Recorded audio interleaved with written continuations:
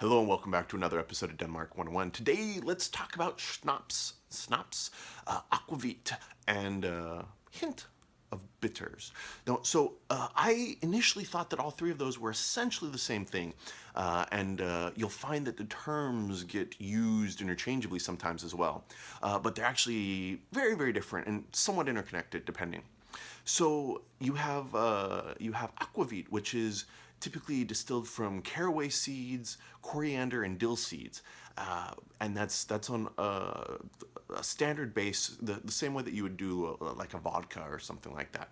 But so that's its own alcohol, and then you have your bitters, which is like your gamaldansk, which I've hinted on in the past, but I'll cover that in a separate video. But that's something that's entirely different, and that uses a whole bunch of different herbs and combines those all. Then you have schnapps. And so in Denmark, schnapps is actually based on aquavit, which is where I think most of the confusion actually comes from, because you have your aquavit, which is the base alcohol, but then on top of that, then what you'll end up doing is that then you would go and you would flavor that base alcohol. So you can drink your aquavit, and it's spelled a couple different ways in different countries, right? But Akvavit is kind of the Danish version that you're going to see, versus aquavit, which is you're going to see some other places. But the alcohol itself is the same. And so what you end up doing is, if you want to make schnapps, Danish schnapps, you would go and you would buy an aquavit, and there's a lot of different aquavit vendors that you can purchase from. Then you would take that, and then you would choose what flavor you wanted to go for, and it's very, very common. Making the aquavit itself is less common. Actually going and making your own schnapps is very, very common. So that is, and especially around Christmas time. For the julefrokost, which I'll also cover, the Christmas parties, Christmas lunches, that is where you would bring out your schnapps that's probably been aging a year or 2 years or something like that. And for making that schnapps, you take aquavit, the aquavit that you prefer. Maybe it's a cleaner, like a clearer version or a darker version, depending on what it's been aged in, casks, and the composition of the different seeds and that were used in it.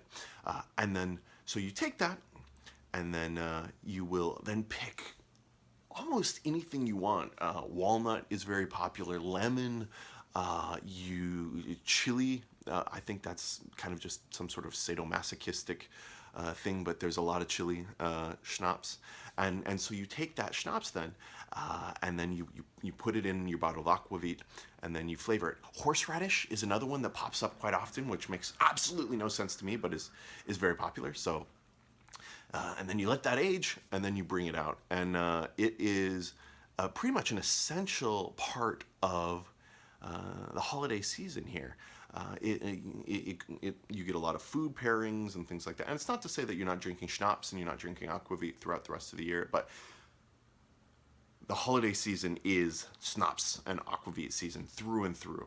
And so, yeah, you've got all of these different variations and flavors, and even the different restaurants will contract with people, in the countryside, that then will make their own custom batches. So when you come, you can definitely search for the main brands of schnapps, which there are definitely a few. The main brands of aquavit, which are the baseline, but then, depending on seasonality, look for the local brew, and then if you meet some Danes, ask them if they make their own, or if their uncle does, or whatever it is. And there's a safe bet that, especially around the holidays, they're going to have all sorts of homemade spirits, and the risk there is, of course, that the flavor varies significantly, and some are palatable. Others are horrendous.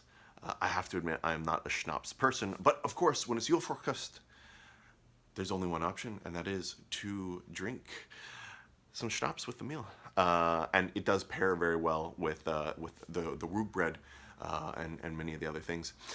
So I'm curious, especially because there's so many Danes that watch and listen to Denmark 101. In the comments, let me know what your most bizarre and your favorite schnapps, homemade schnapps is. And until then, thank you for liking, subscribing, and tuning in.